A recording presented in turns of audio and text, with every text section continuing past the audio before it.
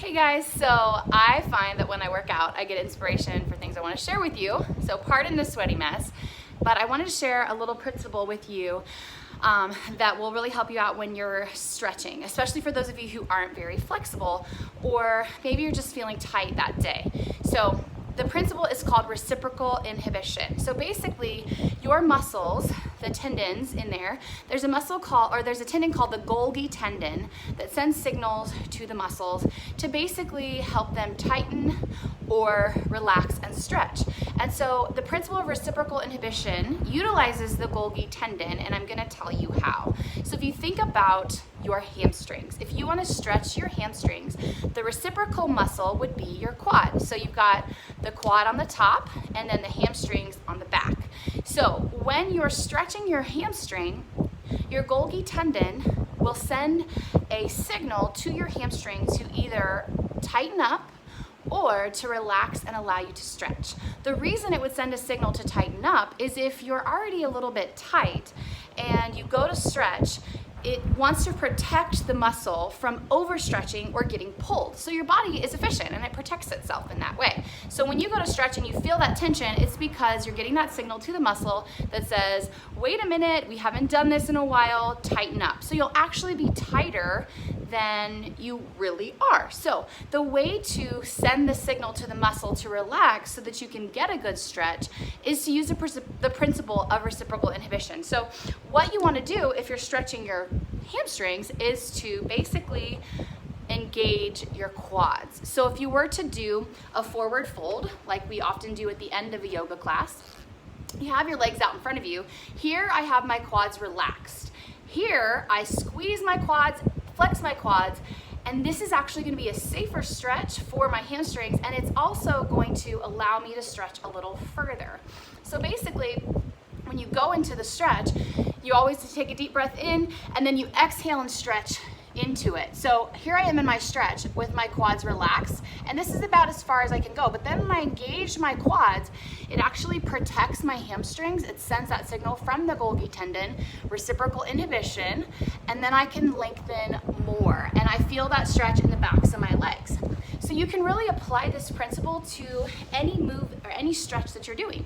If you're gonna do like a butterfly stretch, or we call it Baddha Konasana in yoga with your knees out, sometimes right when you get into the stretch, you feel like a pinch and you're like, this is all I got, I ain't going no further, right? So what you wanna do is to apply the principle of reciprocal inhibition. You basically wanna send a signal to your body that it is safe to stretch and that you're okay. So what I like to do when I first get into the stretch, and I'm gonna back up so you can see a little better. So I get into this stretch, and if I feel that pinch, because some days I feel it and on other days I'm open. But when I feel a pinch, what I'm gonna do first is I'm gonna basically engage the outer edges of my thighs so that the inner parts feel safe to stretch. So I can place my elbows on my knees and actually push into my elbows. Basically, I'm firing my inner thighs so that then when I go to relax, my knees feel, or my hips feel more open. You can also place your hands on your outside of your knees, push into your hands, because that's inner thighs, and then relax, and my knees will go further. So same, you take that deep breath in, and then you exhale, and you can hinge forward a little bit, and you just use the weight of the body or the strength of your muscles to pull the knees toward the ground rather than pushing with your elbows. Because when I just push, basically, my body is gonna send a signal, my brain is gonna send a signal to the muscle, wait a minute, she might stretch too far, and it's going to lock up. So I just wanna breathe into it, melt into it, use the strength of the muscles to stretch. So then I can go a little further, and then you take another deep breath, exhale, and you can go a little further. So you could apply pressure, knees to elbows, and I'm actually pushing up into my elbows with the legs, and then as I go further, I keep that tension on the inner thighs, and I'm able to stretch a little deeper, and it's a lot more comfortable. So when you go into stretching, what I want you to think is not just noodle sloppy flexibility. I want you to think strength and length. Or you might think one side strong, one side long. So if you were to be in a standing pose, like standing wide-legged forward fold, which we do in yoga, and I'll demonstrate that. As you come up and you go into the fold, again, quads are relaxed. I want to flex my quads, so you lift your kneecaps up, flex the quads, and then you can actually go further.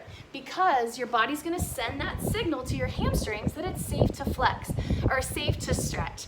And in essence, this is a great way to continue to improve your flexibility, but it's also a great way to keep yourself from getting injured. If you are a super flexible person and you might be thinking, well, I don't need to worry about this so much, I'm already really flexible.